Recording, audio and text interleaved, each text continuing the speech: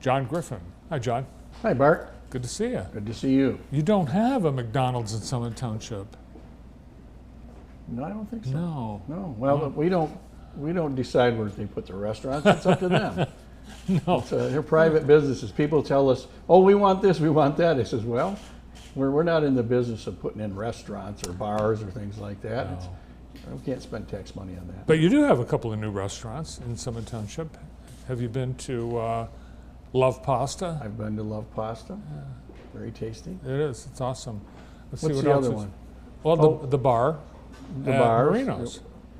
Yep, the bar, the old Key Largo. I still call it Key Largo. Key Largo. And then, of course, Blair Huff opened up a new Lucero's Yeah. in the old Steak Eatery. Steak Eatery, Yeah. right.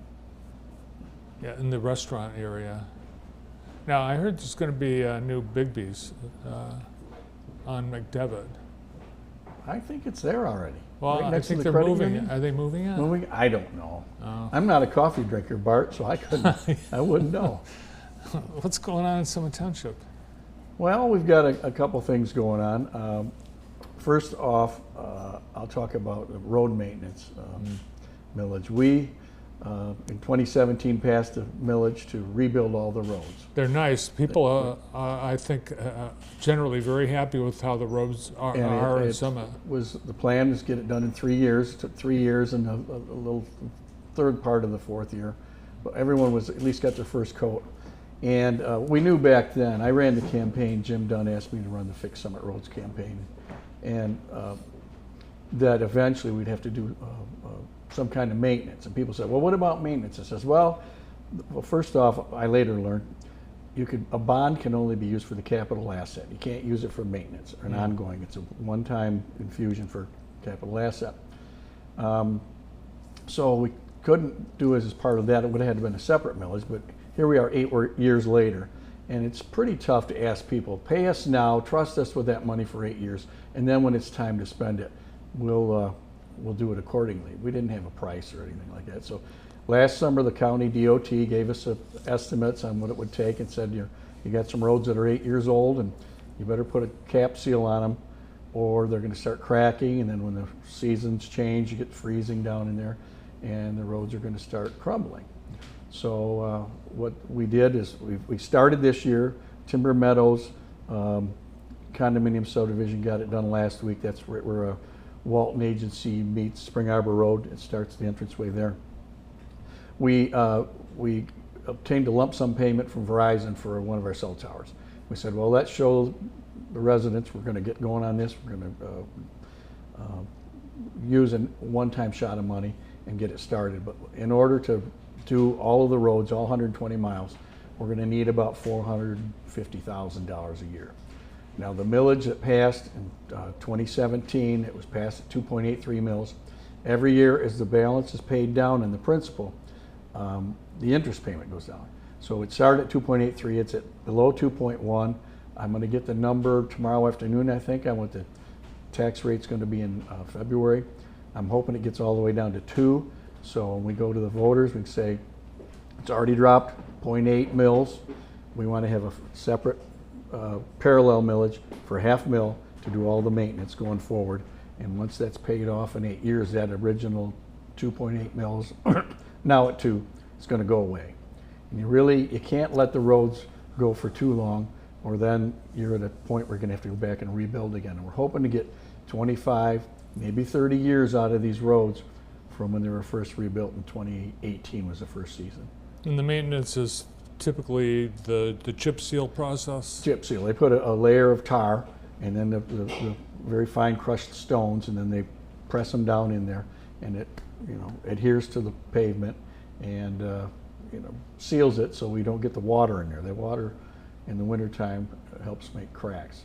They've gone out and already put not chip seal, where they put the tar crack seal. Those lines, those squiggly lines. But, yeah. but it's getting to the point where the lines aren't enough. And we put $31 million in the roads. We want to make sure we get our money's worth out of them. And you partner with JC Dot on the maintenance? Right. They actually own the roads. Oh. Now, under state law, any local street has to be funded at least 50% by local sources. Jackson County's program is they'll pay 30%, the local has to pay 70%. So what this fund would do, we would pay 70% of the cost of resurfacing all the roads, which I believe is going to be about $4.5 million for each cycle. Once we get done with the 8-year cycle, we're going to have to go back and do it again. So that $500,000 request is going to be on the November ballot? November 4th, Summit Township. I guess there's going to be a couple other items on the ballot. I know people, we already paid for this. Well, we have, but we're still going to be low. And, you know, give us a little bit back and we'll make your money last longer. We've got a brand new website for Summit Township. You have one of your recreational assets featured, the Grand River, someone kayaking and canoeing, and you hope to expand and improve the recreational opportunities in the township. The bike path, I think a lot of people are interested in. We're getting close on the money. As a matter of fact, I'm in a meeting in my office at Summit Township today, and coming down Ferguson Avenue on one of those little riding scooters is an older gentleman with cars behind him. I said to people in the meeting, I said, this is why we need to get that walk path to the Polly's Plaza there, is people are walking in the roads, and if you don't, if you have a motorized thing like that, you cannot go up on the grass and the shoulder. We're really close. We're 80-some% on the fundraising. We've got a couple other people out there trying to finish it off. It's going to cost a little over $300,000 to take it from Weatherwax and Horton, where the Southern Michigan Bank is, all the way up that side of the road, cross over at Bob's Country Store, and then run the sidewalk bike path up to Polly's. Well, you mentioned Polly's, obviously one of the destinations for walkers and bikers. The bike path that ends on Weatherwax, there's nowhere to go if you want to go south, because it's just grass. There's no existing sidewalk or anything. Right. How about a light at that intersection? You know, I've raised that, and I'm going to continue to raise that. If there's more development, especially on Weatherwax, we're going to need something there. I was told by one of the longtime officials that we've already got 3 lights, or 2.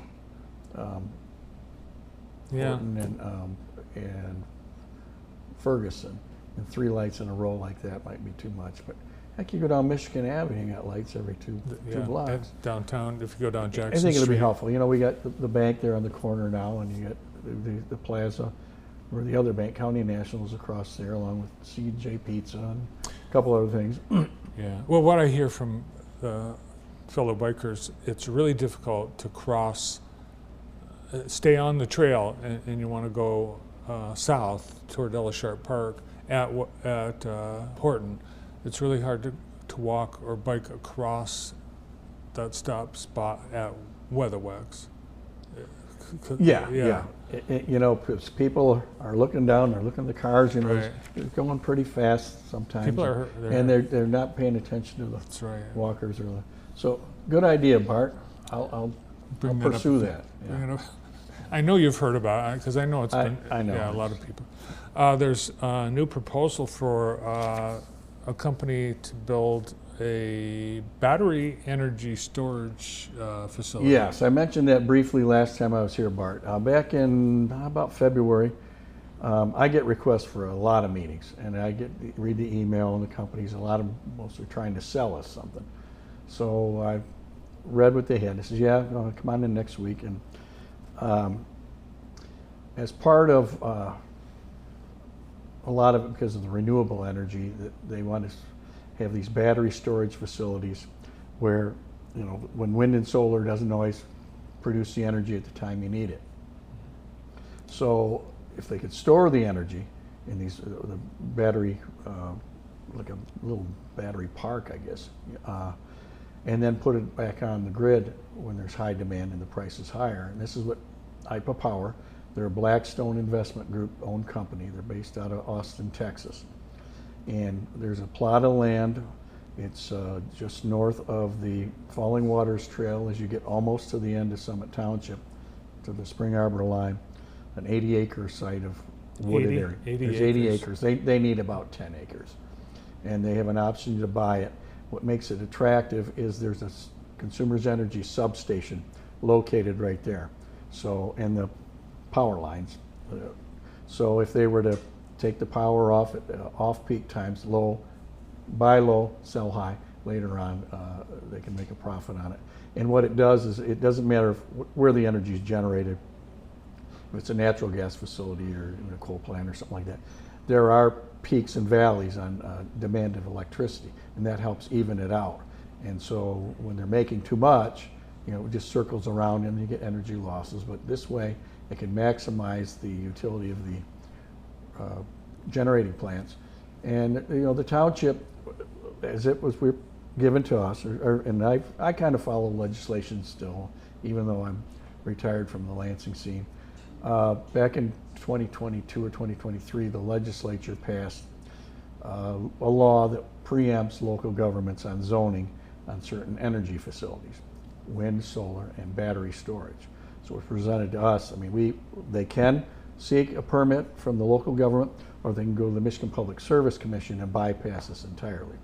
They wanted to involve us. We can put some certain parameters on there that might go beyond the state law, which we're looking at doing. We're expecting an application here in the next month. Plus the economic benefits to the township and other taxing entities would be pretty significant. It's a $400 million investment. Oh, wow. And the host community, we would get a grant at the 270 megawatts of over $1 million from a state fund. That if we go through with this and we get the money, my goal is put that in the pension fund, pay down that unfunded liability. We're about $9 million right now. But it's all still in the works. We still got to get through the planning commission. We want to make sure everything's done safely. And there is a history where previous technology that included heavy metals, as far as in the batteries, they're not using that anymore. They're using a lithium iron phosphate. And everything I'm reading, and I've done a lot of research, and we've got U of M has a whole host of resources we've been accessing. It's a better technology, so that's good. But the backdrop is if we say no, it's going to happen anyway. We can go to the state, and so if we permit it, the community gets more financial benefit, and we get control, bigger setbacks. They've already talked to us about putting some trees and things, some berms around them, and they're in like containers, almost like shipping containers, but they're not stacked. They're like in a big row, and it connects right to if they have a contract, they need a contract, connects right to the substation. They don't make any noise. They make about the state limit at residents like 55 decibels. Okay. They don't smell. They don't have truck traffic in and out. No. Just for just maintenance. sits there. And then when it's all at the end of its life, there's a decommissioning. They have to take everything out. The crypto farms, they make a huge racket. This is nothing like that. I don't know much about crypto. Well, a crypto farm? Crypto farm. That's, crypto farms. I know crypto.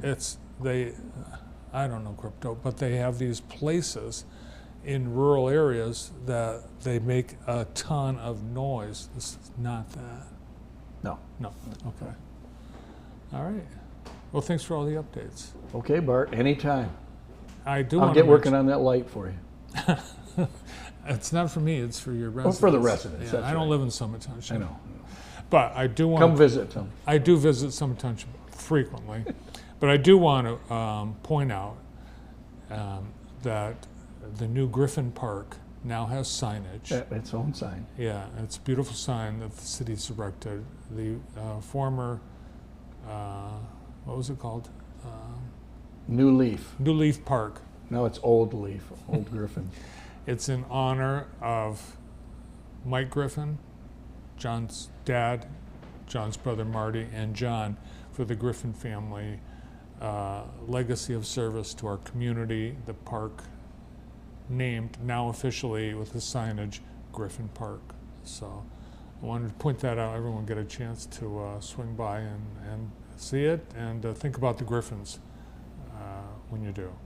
Thanks for coming in. Okay, thank you, Bart. Good to see you. You too. Summit Township Supervisor, John Griffin.